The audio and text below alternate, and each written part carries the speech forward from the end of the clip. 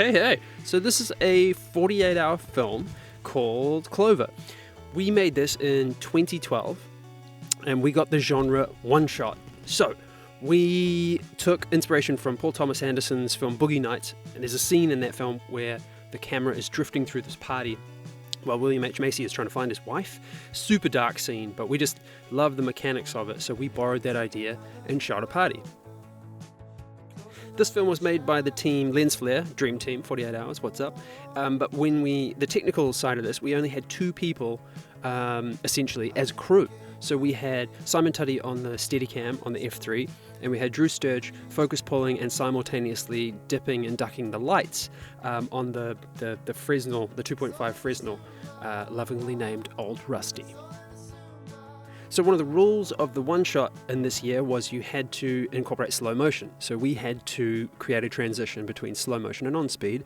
Here, we used a photographic flash to jump between the two.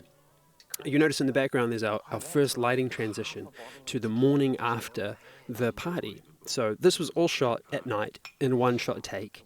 So there's the one big light blasting through the background there to create the next morning atmosphere.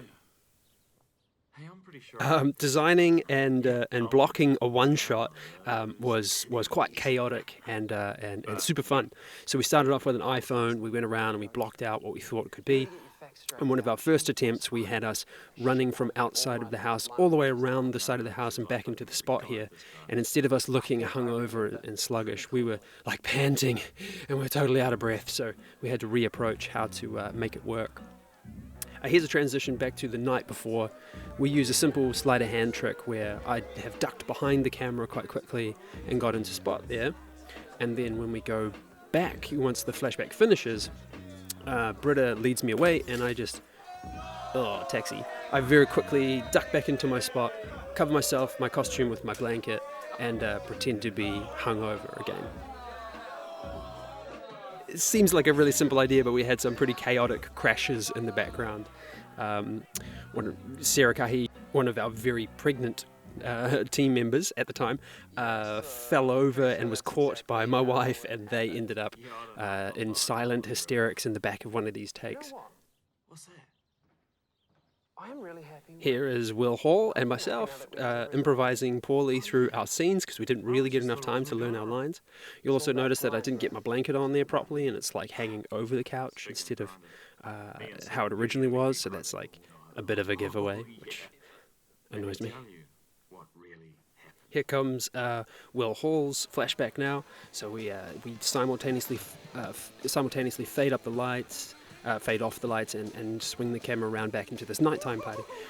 What's quite funny is that all the extras, as they started arriving, the extras are friends, a lot of friends of my brother-in-law, and they all came along and started drinking, and progressively got more and more drunk as we went along. So trying to get them to be quiet in the back of the scenes when it goes to the next morning became more and more tricky because everyone was genuinely getting quite pissed.